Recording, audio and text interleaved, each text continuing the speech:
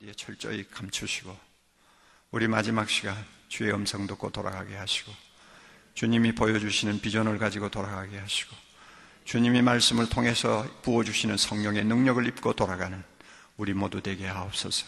우리만 바로 되면, 우리가 주님의 손에 붙들리기만 하면 우리 교단은 물론이거니와 한국교회, 세계교회를 바꾸어 놓을 수 있사오며 21세기에 주의 큰 뜻을 이 땅에 펼 수 있을 줄 믿사오니 주여 우리를 주께서 이 시간 긍휼히 여기사 필요한 은혜를 남김없이 넘치도록 채워 주시옵소서.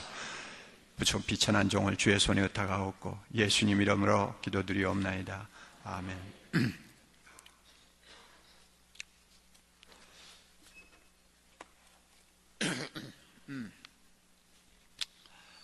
처음에 교갱협을 시작할 때는 참 눈에 보이는 여러 가지 안타까운 일들 때문에 우리 교단부터 좀 바로 좀 걸어가도록 하는데 힘이 좀 되어야 되겠다 하는 생각에서 교갱협을 시작을 했고, 막상 이제 교갱협을 시작하고 나서 1년, 2년 시간을 보내었는데 참 그동안 짐이 많았습니다. 아무것도 모르고 교단 좀 깨끗하게 만들어보자 하는 단순한 생각에서 시작한 일인데, 갱신이라는 이름을 붙이고 일을 시작하고 보니까 이게 보통 일이 아니구나 하는 것을 제가 느끼게 됐습니다. 갱신하자는 우리 자신에게 갱신할 것이 아직도 많이 있다는 것도 발견하게 되고, 남을 향해서 갱신하자고 말하는 것도 쉬운 일이 아니고, 무슨 제도를 고치고 법을 고치는 것보다 더 우선적인 일이 사람을 바꾸는 일이다 하는 것도 보통 일이 아니고, 하여튼 또 우리 교단에 소속된 목회자들 중에 특별히 지도자급에 있는 분들 중에서 참 양심이 저래가지고는 하나님 앞에 어떻게 기도를 하나 하고 걱정스러운 사람도 한두 명이 아닌 것 같고요. 그리고 기대만큼 갱신의 열매가 금방 나타나는 것도 아니고, 그래서 참 지난 10년이 넘는 기간 동안 한 걸음 한 걸음이 참 살얼음판을 걷는 것 같은 그런 시간들이었습니다. 그러면서 오늘 읽은 우리 본문 말씀, 이 소위 가라지 비유라고 하는 이 말씀이 저의 목회에도 참 꼭 필요한 진리의 빛을 비추는 말씀이 되었고, 또 갱신 운동을 하는 데 있어서도 저에게 있어서 중요한 길잡이가 되었다는 것을 제가 고백하고 싶은 마음입니다. 오늘 시간이 허락하는 범위 안에서 우리가 이 말씀을 앞에 놓고, 우리 교회를 항상 목회해야 되고 우리 교단을 항상 새롭게 만들어야 될 중차대한 소명을 가진 여러분들과 제가 이 말씀을 통해서 다시 한번 주님의 음성을 들었으면 좋겠습니다. 천국은 좋은 씨를 제밭에 뿌린 사람 같다 하는 말씀으로 시작하는 비유입니다. 이 말을 조금 바꾸면 하나님 나라의 사정은 마치 이러이러한 것과 같다 하는 말과 같고요. 좀 더 좁게 이야기를 한다면 지상교회는, 내가 섬기는 교회는 사정이 이렇다 하고 말씀하는 내용입니다. 그러니까 주님께서 보시는 우리 지상에 있는 교회, 어떤 면에서는 본질적인 면을 타치하고 있다고 우리가 말할 수 있습니다. 그러면 이 비유의 핵심이 무엇입니까? 지상교회는 하나님의 아들들과 마귀의 아들들이 섞여 있다는 이야기입니다. 이게 핵심이에요. 다시 말하면 지상교회는 하나님의 아들들과 마귀의 아들들, 곡식과 가라지가 함께 섞여 있는 공동체라는 말입니다. 마귀가 교회 안에 자기 사람을 심어 놓았다는 것입니다. 그리고 마귀가 심어 놓은 자기 사람들은 마지막 심판 때까지 교회를 떠나지 않는다는 것입니다. 그래서 끝까지 곡식과 가라지가 함께 간다는 거예요. 어떻게 보면 섬찟한 말씀입니다. 기가 막힌 말씀입니다. 그럴 수가 있나 하고 참 반문을 해야 될 만큼 우리에게 심각한 도전을 주는 말씀이기도 합니다. 그러나 예수님이 말씀하신 그 내용의 핵심을 가만히 우리가 들여다보면 이거는 부인할 수 없는 사실이고, 또 우리가 목회하면서 경험하는 모든 내용들을 보면서 또 지상의 교회가 어떻게 생기고 또 자라고 또 정성기를 맞고 쇠퇴하고 그 다음에 병들고 죽고 하는 과정들을 우리가 많이 지켜보면서 지상교회는 가라지들이 있다는 것이 사실이구나 하는 것을 우리가 부인할 수 없다고 하는 것도 또 현실입니다. 한 몇 가지를 우리가 이 본문을 가지고 좀 검토해 봤으면 좋겠습니다. 우선 첫째로 지상교회는 완전 무결할 수 없다는 점을 우리가 이 본문을 통해서 배웁니다. 원래 교회의 본질은 좋은 씨앗들이 모이는 공동체입니다. 이게 주님의 교회의 본질입니다. 천국의 아들들의 공동체라는 말입니다. 그럼에도 불구하고 이 영광스러운 공동체에 악한 자의 아들, 마귀의 자식들이 섞여 있는 불완전함을 갖고 있다는 것입니다. 어두움의 권세가 활동하는 세상에 자리 잡고 있는 교회이기 때문에 이것은 숙명적으로 피할 수 없다는 것입니다. 그러므로 우리가 목회를 하면서 완전 무결한 교회를 비전으로 삼으면 이건 성경적이 아닙니다. 갱신운동을 하면서 완전 무결한 교회를 우리가 꿈꾼다고 한다면 이것도 성경적이 아닙니다. 성경은 지상의 교회를 그런 식으로 말하지 않아요.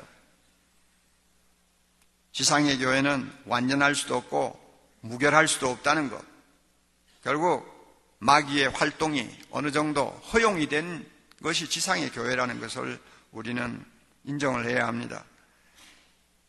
교회 역사를 우리가 돌아보면 완전 무결을 추구한 개혁운동, 갱신운동은 거의 다 한시적인 것으로 끝나고 큰 영향을 끼치지 못한 것을 우리가 볼 수 있습니다. 교회는 완전해야 된다. 한 사람도 죽정이가 없어야 된다.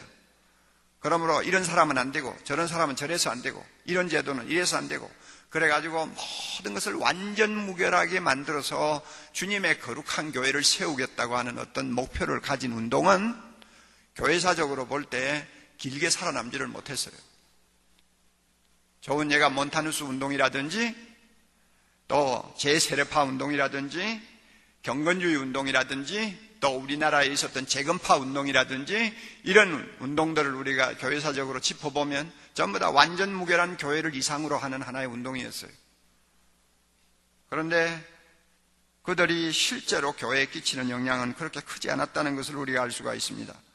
예수님의 제자 가운데 가룟 유다가 끼어 있다는 사실을 가볍게 보면 안 되는 건데 그것을 깜빡하고 잊어버리는 사람들이었습니다. 완전 무결한 교회를 지나치게 지향하면 나중에는 그 교회 안에 사랑이 식어버립니다. 그리고 서로 간용하지 못하고 또 옳고 그른 것만 가지고 서로 판단하고 정죄하는 살벌한 율법주의가 교회 안에 자리를 잡기 쉽다는 것도 우리는 역사를 통해서 배웁니다. 세상에서는 교회가 완전 무결할 수 없다는 것을 아는 자가 목회를 바로 할 수 있습니다. 그 사실을 알기에 아무리 자기가 목회에 성공을 해도 교만하지 않는 거예요. 그 사실을 알기에 많은 사람들이 성공한 목회자라고 이야기를 해도 그 말에 마음이 끌리지 않는 거예요. 왜냐하면 지상의 교회는 만족하다 할 만한 수준은 없어요. 그러므로 교만할 거리도 없어요. 점점 더 낮아져야 되는 것이 우리의 입장이고 겸손해져야 되는 것이 우리의 입장이에요. 사람들의 눈에 보기에는 완전 무결할지 모르지만 하나님이 보실 때는 가라지가 섞여 있는 교회예요. 그리고 그 가라지를 인해서 교회 안에 이런저런 어두운 구석들이 다 숨어 있는 것이 지상교회예요.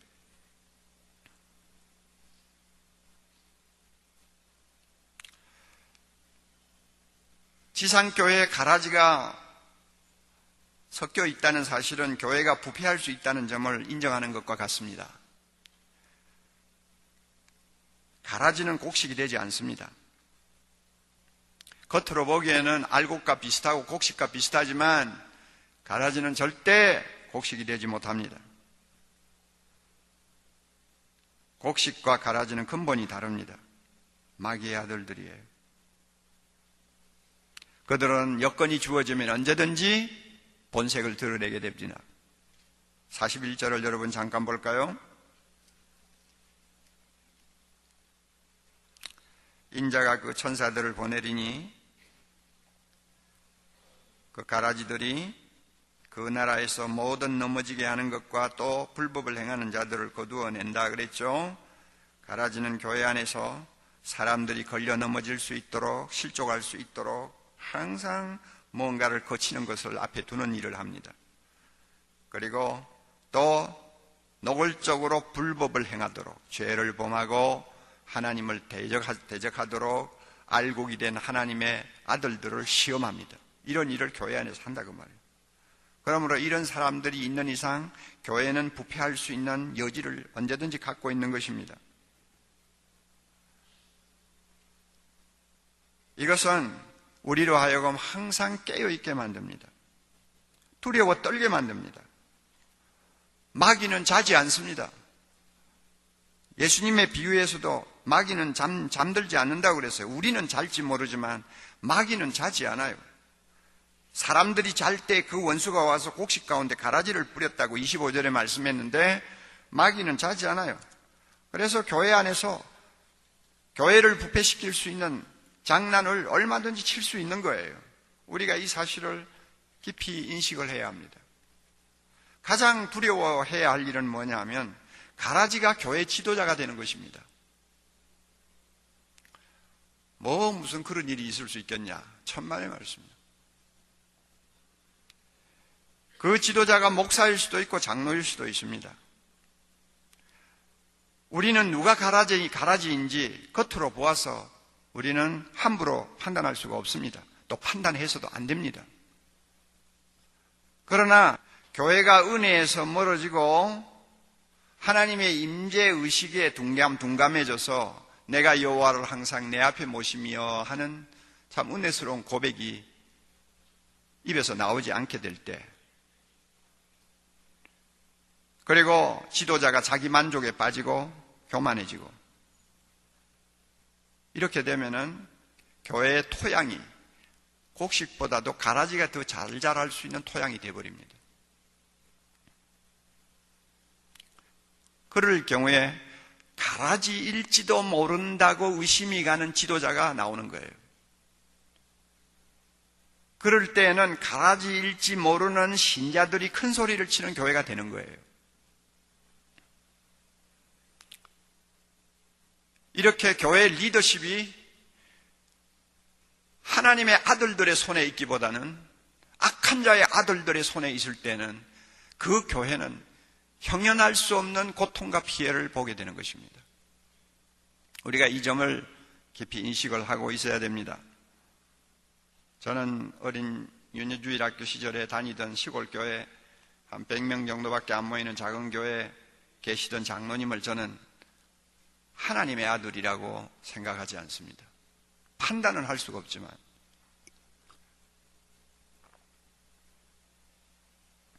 항상 목회자하고 파워게임을 하고, 목회자가 자기 손에 놀지 않으면 1년 만에 쫓아내기도 하고 2년 만에 쫓아내기도 하고, 그게 그저 하나의 자기의 즐기는 합의가 되어버린 장로. 나는 어릴 때 그런 사람을 보고 살았어요. 자기가 말하는 대로 쉽게 고분고분 나가라고 할 때 나가지 않으면 목사나 전도사를 집에다 끌어다 놓고 부부가 린치를 가하는 이런 장로 부부. 나는 그 사람의 신앙 고백이 어떠하든 간에 그런 사람은 곡식이라고 나는 생각하지 않습니다.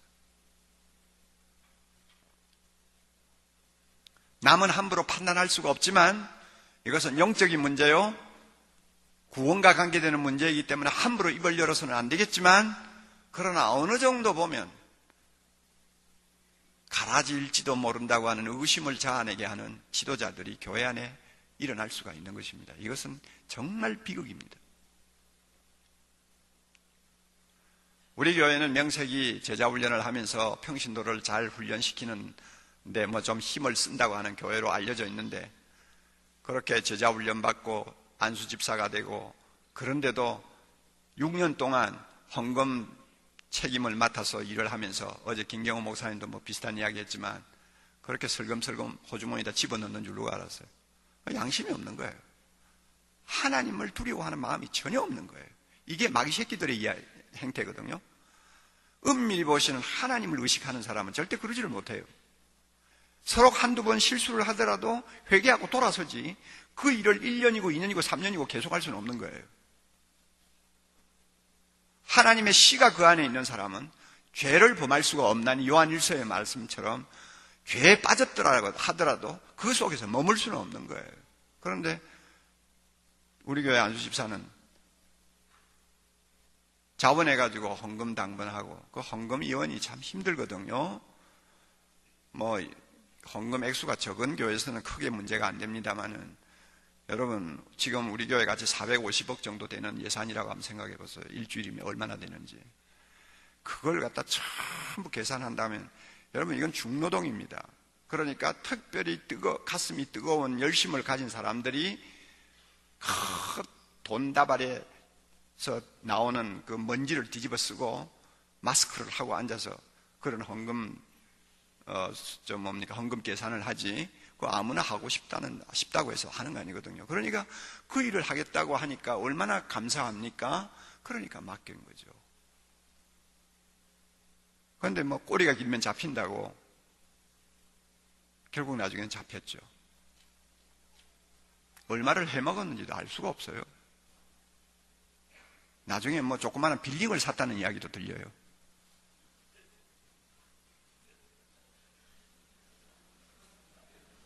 그리고 자기 부인은, 왜냐하면 지금도 신통치 않는 사람이니까, 또 자기 부인은 또 신학교를 다니가 전도사가 됐는데 나중에 자기 부인을 위해서 개척교회를 시작했다고 그래요.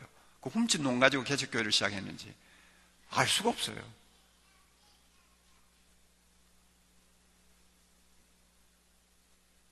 그런 참 기막힌 사람들 보면서 저 사람은 신앙 고백을 바로 하니까 하나님의 자녀라고 그렇게 나는 쉽게 인정하고 싶지를 않아요.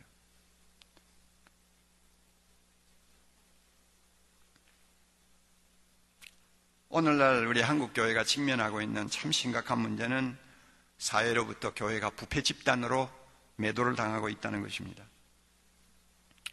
이것은 가라지일지 모르는 지도자가 교회 안에 적지 않다는 말과 다름이 없습니다. 이것은 가라지일지 모르는 사람들이 교회 안에서 중직을 맡아 있고 그런 사람들이 많이 교회를 드나든다는 이야기와 같다고도 할 수 있습니다. 이런 교회는 천국의 아들들마저 악한 자들의 아들의 영향을 받아가지고 영적으로 병이 들든지 무력해지는 것이 현실입니다. 요사이 학위를 허위로 이야기했다가 좀 순환을 당하는 연예인들도 많고, 그런데 여러분 오늘날 그 문제를 건드리면 제일 심각한 타격을 받을 수 있는 조직이 무엇이라고 생각합니까?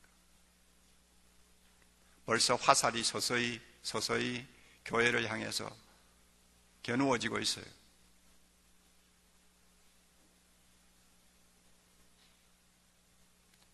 가방 문제가 어제 오늘 이야기입니까? 그런 것을 버젓하게 하면서 설교하고 교회 안에서 하나님을 이야기하는 목회자의 행세를 하고 있다. 만약 그 사람이 진짜 성령의 사람이요 곡식이라고 한다면 반드시 회개하고 돌아섰을 거예요. 그러나 3년이 가도 5년이 가도 돌아서지 않고 자기의 잘못을 가지고 오히려 자랑하고 자기 성공을 위한 미끼로 생각을 하는 사람이라면 저는 과연 그런 사람이 천국의 아들들이라고 할 수 있을까? 저는 의심스러워요. 바로 오늘 우리가 교회 안에서 안고 있는 문제들입니다. 교회 부패의 전형적인 치부는 교권주의입니다. 우리가 역사를 보면 교파가 많이 나뉘고 교단이 난립함으로써 교회의 건강과 교회의 성장에 부분적으로는 기여한 것이 있지만은 오히려 이런 순기능보다도 교회를 부패시키고 교권이 교회를 타락시키는 역기능이 훨씬 더 많았다는 것을 우리는 알 수 있습니다. 20세기 초에는 통계적으로 보면 개신교 안에 교파, 교단이 1900개 정도 되었다고 합니다. 그런데 1세기가 지난 20세기 말에 와서는 얼마나 많아졌느냐? 22,000개로 늘어났어요. 전 세계적으로. 그만큼 많이 분열되고 많이 깨지고 싸우고 그래서 많이 이제 나누어졌다는 거죠. 주님의 몸된 교회가 그만큼 갈기갈기 찢겼다는 거죠. 그래서 이런 한 1900개 되던 교파 교단이 22,000개로 이렇게 늘어나는 것을 보고 어떤 역사학자는 그래요. 이것은 역사적인 돌발 사건이다. 기가 막힌다는 이야기죠. 또 어떤 사람은 신학적인 재난이다 하는 이런 표현까지 합니다.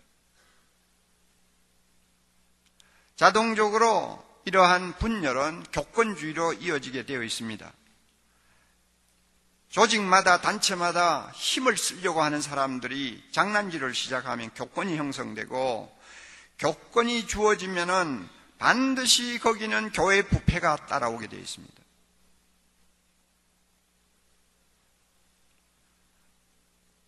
부패를 부추기는 이런 중심에는 병든 곡식은 곡식인데 병이 든 사람들, 또 가라질 수도 있는 사람들이 서로 주고받는 어두운 미략이 그 뒤에 숨어 있는 거예요. 그래서 하나님의 교회를 못쓰게 만드는 것입니다. 그러므로 갱신을 외치는 우리가 지나치게 교단을 사랑한다고 하는 의식을 지나치게 가지는 것도 위험합니다. 교단주의는 근본적으로 나쁜 거고요. 하나님의 나라, 하나님의 교회를 전체적으로 아우르는 큰 안목을 가지고 일을 해야지 교파주의, 교단주의는 위험해요. 이것은 하나님 교회의 하나됨을 해치는 행위일 뿐만 아니라 교단을 교권의 희생물이 되도록 내던지는 것과 같은 거예요.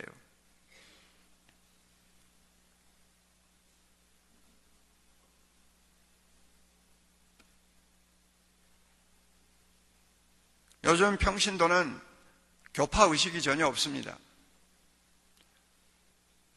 목사가 일부러 합동측, 고신측, 보수 하면서 날마다 세뇌를 시키는 교회 빼놓고는 의식이 없어요. 오히려 이것은 상당히 좋은 경향이라고 생각을 합니다. 교파든 교단이든 한번 생겨보세요. 벌써 거기에는 썩는 냄새가 나기 시작하는 것입니다. 그렇게 거룩하다고 남을 정죄하면서 그렇게 거룩하다고 한참 참 자기 자랑을 하던 어느 교단은 지금 제일 냄새가 많이 나는 교단이 되어버렸잖아요. 그래서 우리가 잘 아는 조지 히트필드, 참 위대한 사람이죠. 그분이 이런 말을 했다는 기록을 제가 보았습니다. 이런 기도를 했대요. 조상 아브라함이여, 하늘에서 당신이 데리고 있는 사람은 누구입니까? 성공의 교인인가요? 그러니까 하늘에서 아니다 그러더래요. 그러면 장로교 교인인가요? 아니다. 그러면 독립교파 교인이나 감리교인입니까? 아니, 그것도 아니다. 그러면 아브라함이여, 누구를 데리고 계시는 겁니까? 그랬더니 대답이, 여기서는 그런 이름을 가진 사람은 아무도 없다. 여기에 있는 사람은 모두 그리스도인이다. 아, 그렇습니까? 그렇다면 하나님, 우리로 하여금 교파의 이름을 잊어버리게 하시고 행함과 진리에서 그리스도인이 되게 하옵소서 하고 기도했다 그래요.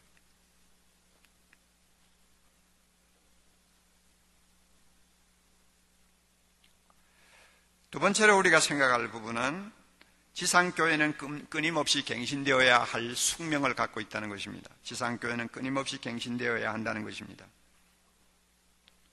어릴 때 농사 짓는 우리 집에서 자라면서 제일 제가 하기 싫어하는 일이 뭐였냐면 뜨거운 햇살을 받아가면서 논에 들어가가지고 그 벼에 딱 붙어가지고 기생하는 피를 뽑아내는 거예요.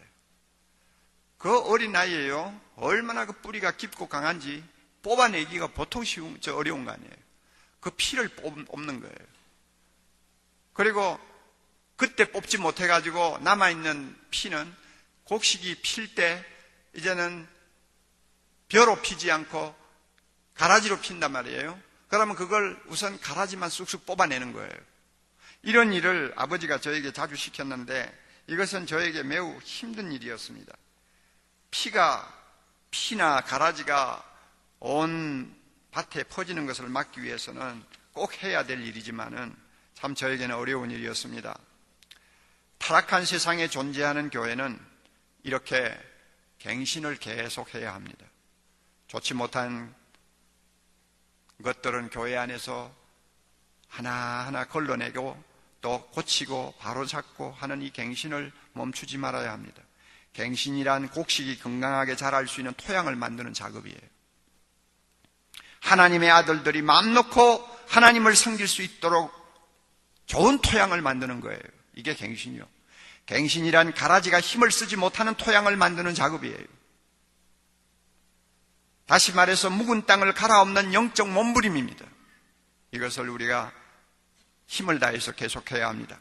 지상교회는 이런 갱신, 이런 개혁이 날마다 필요하다는 것을 우리는 한시도 잊으면 안 됩니다.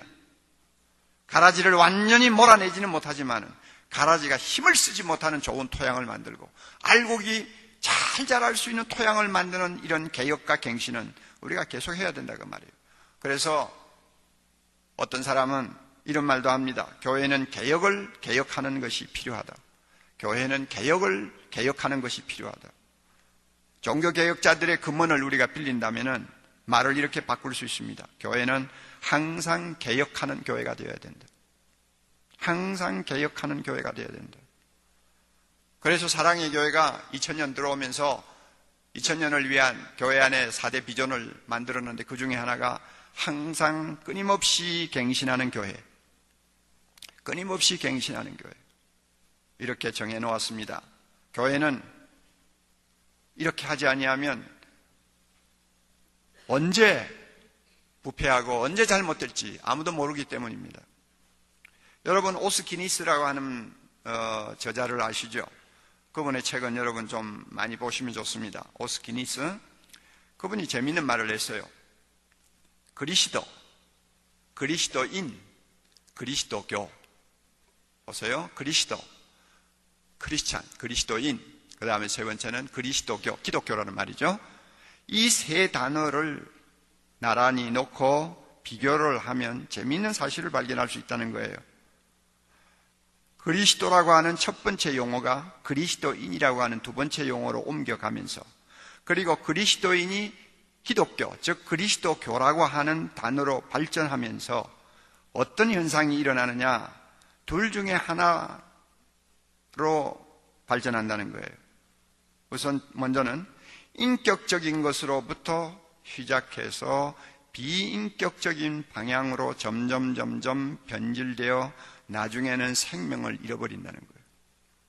그리스도는 인격이죠. 그리스도는 생명이죠.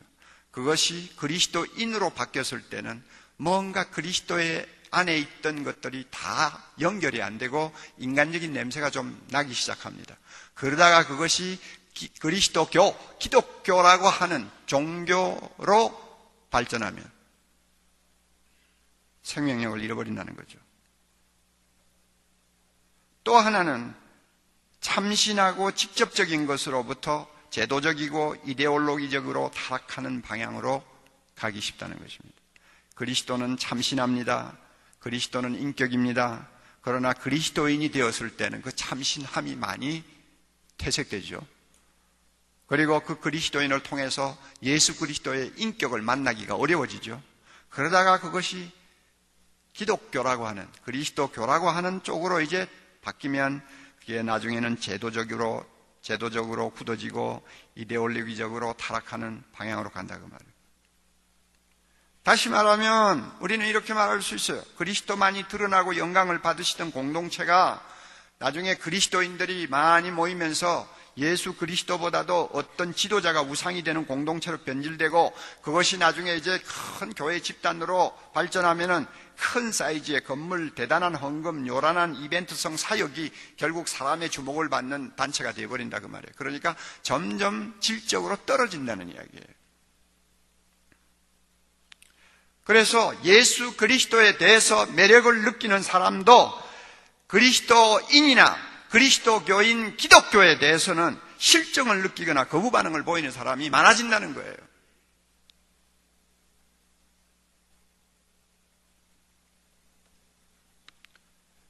이런 교회의 어떤 약한 부분을 우리가 알고 있기 때문에 끊임없이 갱신해야 된다는 거예요.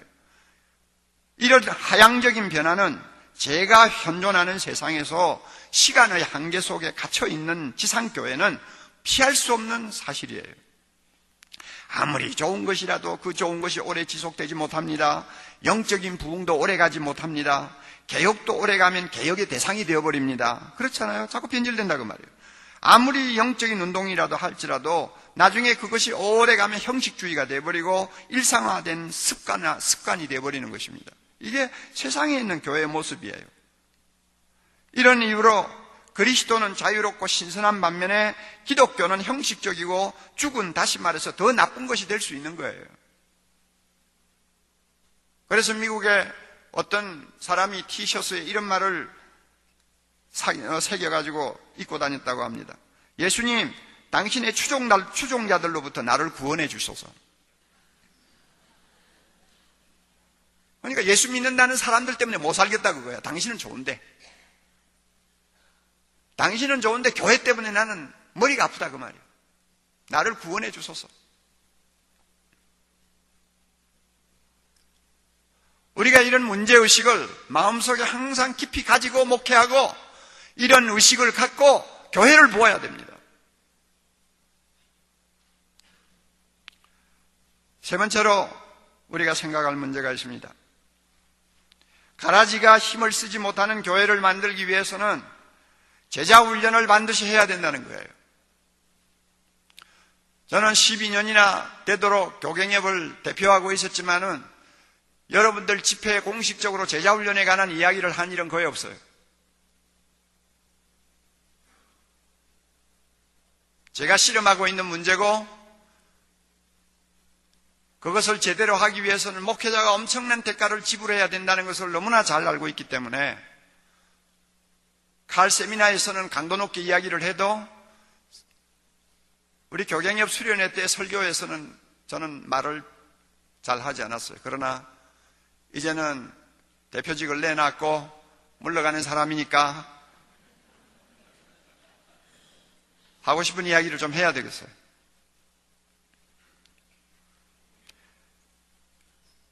제자를 만들라고 명령하신 분은 죽음을 이기고 부활하셔서 하늘과 땅의 권세를 가지신 예수 그리스도입니다.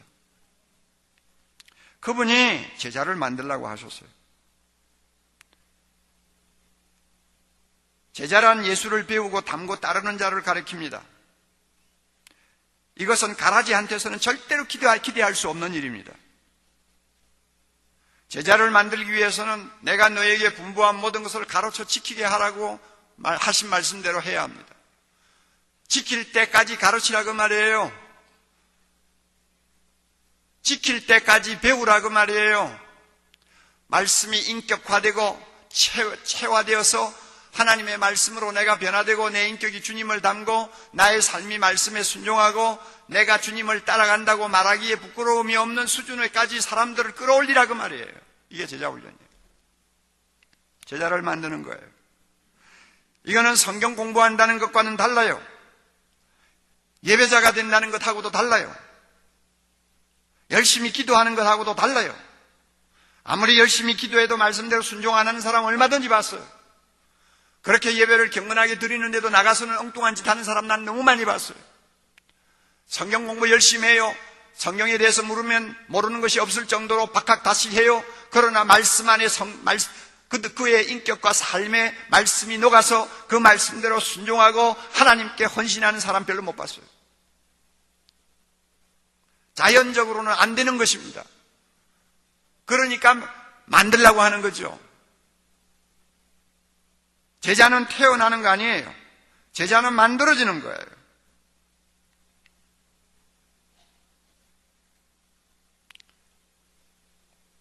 제자 훈련은 가라지를 알곡으로 만들지는 못해요. 가라지를 바꾸지는 못해요.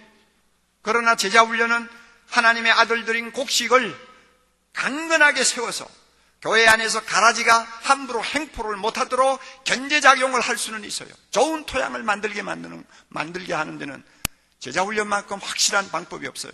주님도 그것을 우리에게 지시하신 것입니다. 여러분, 교회 안에 있는 악한 자의 아들들을 묶어두는 방법이 뭐냐고 여러분이 누가 질문한다면 뭐라고 대답하겠어요? 교회 안에 악한 자의 아들들이 있어요. 가라지들이 있어요. 사람으로는 잘 분별이 안 돼요. 그러나 그들이 힘을 쓰지 못하도록 꽉 묶어두는 방법이 있다면 뭐라고 생각하십니까? 알곡을 건강하게 키우는 거 아니에요. 그렇죠? 알곡이 건강하게 자라는 데는 가라지가 힘을 못 써요. 알곡과 가라지를 분별해서 가라지가 알곡처럼 행세하지 못하도록 필터링을 하는 장치가 교회 안에 뭐 있습니까? 있어요? 가라지가 예배에 더 충실하게 출석합니다, 여러분. 자기 가슴 속에 자기 마음에 음흉한 계산을 갖고 있기 때문에 교회 안에서는 가장 충성되고 목사에게 순종자라고 또 모든 면에서 모범이 되는 것처럼 행세합니다. 그런데 이런 가라지를 여러분이 구별해서 견제하고 교회 안에서 어떤 역할을 할 수 없도록 필터링을 하는 장치가 뭐냐 그 말이에요. 저는 목회하면서 그 필터링이 가능한 방법은 제자훈련밖에 없다고 저는 알고 있습니다. 그래서 저는 지금까지 제가 목회하면서 제가 골병 들지 않으려고 제자훈련에 더 심혈을 기울였는지 모릅니다. 사람 잘못 만나고 잘못된 사람에게 걸리면 목회자는 정말 살아남지 못해요. 저같이 마음이 약하고 몸도 건강하지 못한 사람은 싸움꾼 만나면 저는 도무지 견디지를 못해요. 그러므로 이런 사람들이 교회 안에서 자리를 잡지 못하도록 다 장치를 해야 되는데 그게 뭐냐면 제자훈련이라고 말해요. 왜냐하면 가라지는 제자훈련 안 받아요. 또 제자훈련 받아도 절대 곡식은 안 돼요.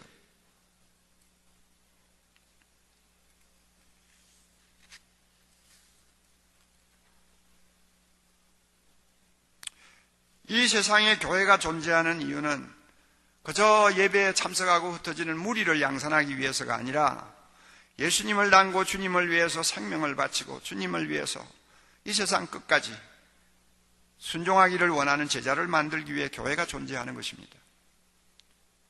C.S. 루이스의 말을 여러분 여러 군데서 들으셨겠지만 다시 인용합니다. 그분이 쓴 미어 크리스티애너티를 보면 순전한 기독교를 보면 이런 말을 해요. 교회는 사람들을 그리스도께 이끌어 작은 그리스도를 만들기 위해서 존재한다. 지상교회가 왜 존재하느냐? 사람들을 예수님 앞으로 인도해서 그 한 사람 한 사람을 작은 예수, 세상 사람들이 볼 때 저기 예수가 걸어간다 하는 말을 할 수 있는 작은 그리스도를 만들기 위해서 교회가 존재한다 그 말이에요. 이게 교회 존재의 목적이라고는 단언합니다. C.S. 루이스가 이만큼 이야기를 하는 것을 보고 제가 얼마나 힘을 얻었는지 몰라요. 여러분, 현대 많은 기독교 저서들 가운데서 C.S. 루이스만큼 많이 인용된 사람은 없습니다. 하여튼 한국에 번역된 책 가운데서도 5권을 들고 읽다가 보면 거의 3권에는 C.S. 루이스 이야기가 한 번씩은 다 나와요. 그만큼 박력 있고 영향력 있는 문학가요, 변정가요, 학자죠. 그분이 이런 말을 했어요. 주님이 교회를 세상에 두신 이유는 사람들을 주님 앞으로 인도해서 작은 그리스도를 만들기 위해서 존재한다. 만약 교회가 이 일을 하지 않는다면 교회 건물도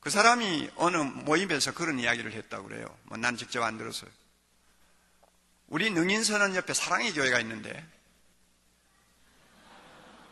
그 교회가 활기가 넘치고 주중에도 사람들이 끊임없이 드나들고 그리고 교회가 성장한다는 소문이 사방에 많이 퍼지고 그러는데 무슨 비결이 있어서 저러나 하고 자기가 관심을 갖고 좀 들여다봤대요. 옥목사라는 사람이 담임하고 있는 교회인데 그 교회 특징은 제자훈련이라고 그러더래요. 제자훈련이 뭐냐 하고 좀 알아봤더니 성경 공부하는 것이라고 그러더래요. 성경을 열심히 가르쳐서 교회가 부흥하고 성도들이 저렇게 활기가 넘치는구나. 앞으로 불교가 사는 길도 불경을 가르쳐야 된다. 큰 깨달음이 왔어.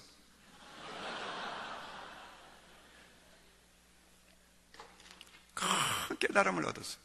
나 이거 기가 막히는 이야기. 그래가지고 사랑의 교회 벤치마킹 해가지고 드디어 불교 대학을 오픈한 거예요.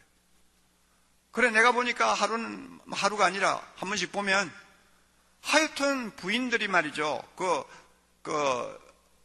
보살들이 입고 다니는 바지 같은 거 입고요. 이만한 바인다 여러분, 이 바인다 있잖아요. 그 바인다를 끼고 막 끊임없이 그 상가를 드나들면서 막 사람들이 끊어지지 않아요. 저 별난 사찰도 다 있다. 내가 생각했는데 나중에 보니 그게 불교대학이에요. 그래가지고 그 사찰이 부흥을 했어요. 그래서 지금 저 구룡산 산 밑에 자리를 옮겨가지고 큰 절을 지었잖아요. 그 앞을 지나가다 보면요. 불교대학 버스가 10대 20대가 서 있어요. 그래서 내가 말이죠. 예? 날마다 이렇게 손만 비비면 되는 줄 알던 무식한 불교 신자들에게 불경을 좀 가르쳐 놓으니까 그냥 얼굴이 달라지고 사람이 변하는 것 같아요. 그러니까 그렇게 부흥을 하죠. 거기는 성령도 안 계세요. 하나님 말씀도 없어요. 그런데도 역사가 일어난다고. 내가 그래서 내가 제자훈련을 열심히 하는 것은 불교 부흥시키기 위해서 열심히 하나? 교회를 부흥시키기 위해서 내가 제자훈련을 하는데 목사들은 주목을 안 하고 중이 주목을 해가지고 불교를 부흥시키는데 기여를 했다. 이거는 내가 양심상 가책을 받아도 보통 받을 일이 아닌 거예요. 안 그래요 여러분?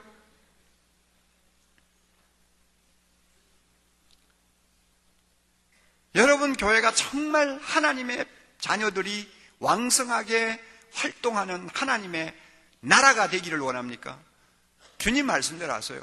만들어야 돼요. 훈련시켜야 돼요. 그저 되는 거 아니에요.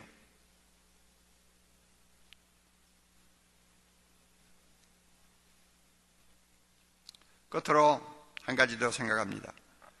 예수님은 하나님의 교회에 미래를 놓고 매우 낙관적인 생각을 하고 계신다는 것입니다. 낙관적인 시각을 갖고 계세요. 가라지가 보이니까 하인들이 와서 뽑을까요? 그러니까 주인이 그만둬라. 그거 뽑다가 알고까지 곡식까지 다친다. 마지막 심판 때까지 가야지 할 수 없잖아. 그래도 곡식이 크게 영향을 안 받을 테니까 하나님의 나라가 그 가라지 얼마 때문에 망하진 않을 테니까 그냥 내버려둬라. 그리고는 태연하게 계시는 예수님의 모습을 봅니다. 이건 뭐냐? 예수님의 낙관적인 생각이에요. 하나님의 교회를 놓고 주님은 낙관적으로 보시는 거예요. 심판날에 악한 자의 아들들은 하나님의 아들들과 영원히 갈라설 그날을 주님은 내다보는 것입니다. 그러므로 42절에 풀무불에 던져 그들을 사룰 것이라고 했어요. 이를 갈게 될 것이라고 그랬어요. 그 반면에 하나님의 아들들 의인들은 자기 아버지 나라에서 해와 같이 빛나리라고 그랬어요. 우리 주님은 교회의 영광을 내다보고 있어요. 주님은 좋은 시, 천국의 아들들이 가지고 있는 능력을 믿고 계십니다. 교회가 가진 영광을 주님이 믿으시는 것입니다. 교회는 반드시 승리한다고 보시는 것입니다. 피로 값주고 사신 그의 교회가 나중에 온 우주에 충만하게 될 날을 내다보고 계시는 것입니다. 그러므로 가라지가 좀 있다고 해서 주님은 그것 때문에 고민하시지도 않고 그것 때문에 낭망하시지도 않고 그것 때문에 비관하시지도 않는 거예요. 하나님의 나라가 결국은 승리한다는 거예요. 그러므로 여러분 가라지의 존재를 보고 우리는 비관하지 말아야 되고 두려워하지 말아야 됩니다. 목회자는 교회를 낙관적으로 보는 눈을 가져야 돼요. 아무리 문제가 많아도 아무리 힘들어도, 아무리 마귀가 이리저리 공격을 해도 우리는 껄껄 웃으면서 우리는 주님의 이름으로 승리할 것을 확신하고 우리는 목회해야 됩니다. 이게 주님이 우리에게 가라지 비유를 통해서 보여주는, 우리에게 가르쳐 주시는 진리입니다. 비관주의자, 패배주의자는 교회 갱신을 할 자격도 없어요. 하나님의 교회는 절대로 패배하지 않습니다. 할렐루야.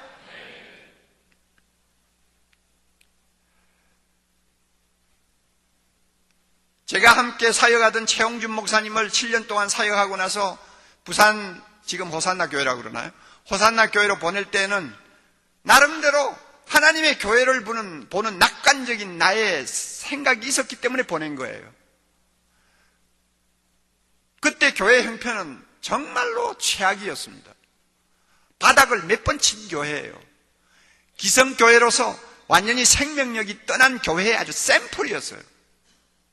목사가 들어가면은 나중에 뼈도 못 추릴 것이라는 말을 할 만한 모든 조건을 다 갖춘 교회예요. 그럼에도 가감하게 가라고 그랬어요.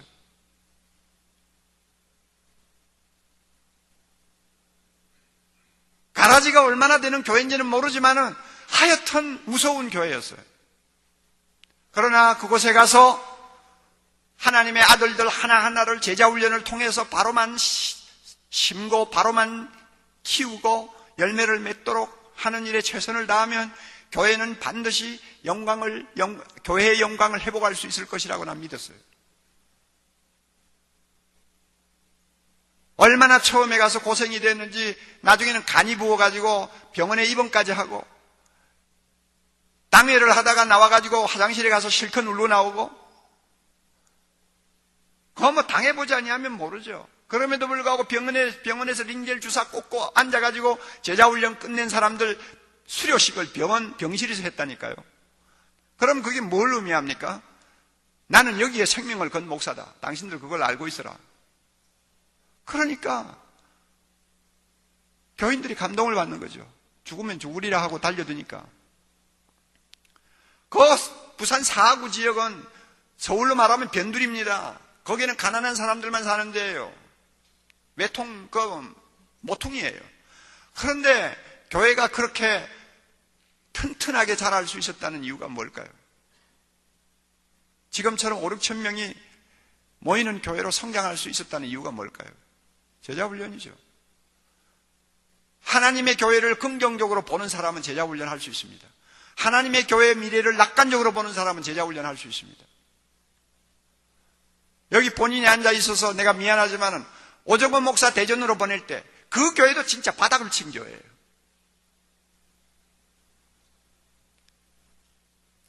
해묵은 오랜 교회는 아니지만은 그래도 꽤 된 교회예요.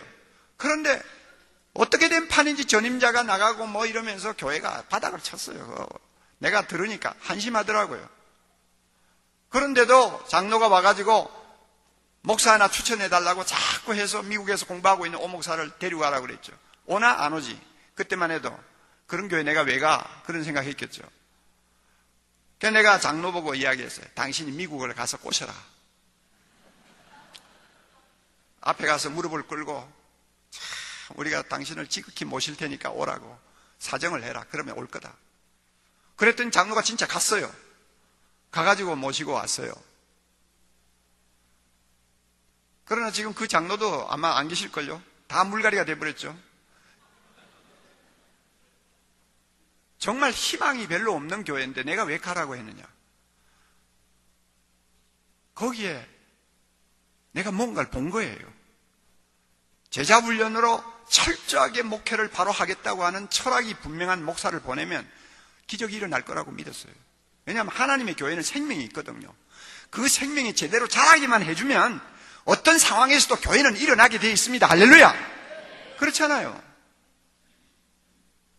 그래서 10년 동안 죽을 고생을 하고 참 한 사람 한 사람 키우다가 보니까 오늘의 교회가 된 거 아니에요. 내가 송태근 목사님 이야기도 하고 싶은 이야기 생각이 들어요. 강남교회 진짜 바닥을 친 교회예요. 싹시 노란 교회였어요. 나는 강남교회 그 개척하신 훌륭한 목사님은 알고 있어도 그분이 은퇴하고 나서 교회가 그렇게 엉망이 된 줄 몰라서요. 당회원들이 아침에 9시 출근해가지고 저녁 5시에 퇴근하는 그런 교회가 어디 있어요? 왜냐하면 그 달동네니까 다들 백수 아닙니까? 그러니까 그저 재미가 있다면 교회 모여가지고 그냥 이야기하고 나누고 뭐 잡담 나누고 그 다음에 교회 동과 점심 사 먹고 가는 게 재미예요. 그냥 소일거리예요. 그러니 그런 교회를. 그래 젊은 애들은 다 빠져나가고 당회원들 중에는 막 뭐 스리킴이라고 해가지고 뭐 칼부림을 치는 그런 깡패 같은 장로도 있고 그런 교회를 누가 갑니까? 근데 거기를 내가 가라고 안 그랬어요. 자기가 괜히 걸려들었죠.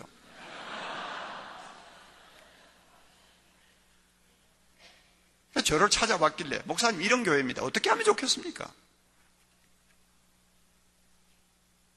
뭐 처방은 간단해요. 원칙만을 따르면 돼요. 하나님의 말씀이 우리에게 가르쳐 주시는 목회의 원칙을 따르면 돼요.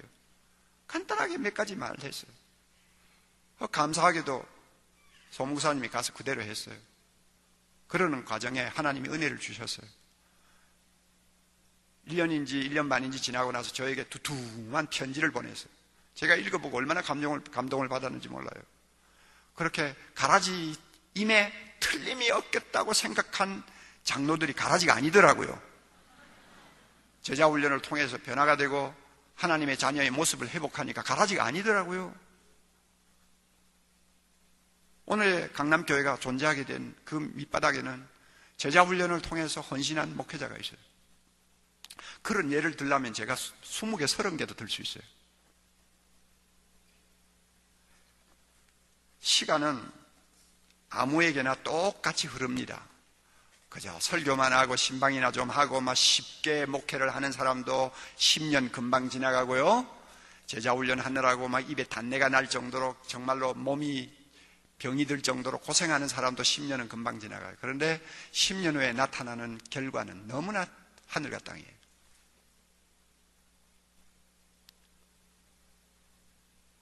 하나님의 교회의 미래를 밝게 보고 싶습니까? 목회를 바로 하세요. 주님이 명령하신 대로 목회를 원칙대로 하지 않으면서 자기의 교회 목회가 앞으로 발전할 것이고 하나님의 영광을 드러낼 것이라고 생각하는 것은 너무나 순진한 생각일지도 몰라요. 여러분 진짜 교회 갱신을 원합니까? 여러분 교회부터 털을 바로 닦으세요. 가라지가 함부로 활동하는 교회를 만들지 마세요.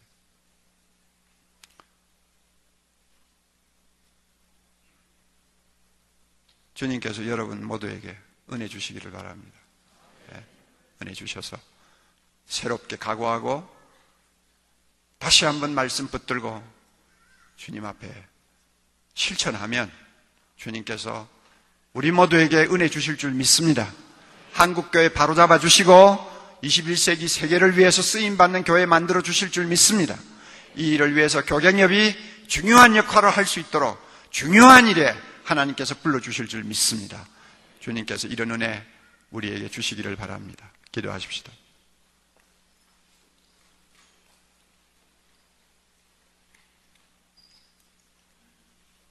자비로우신 주님,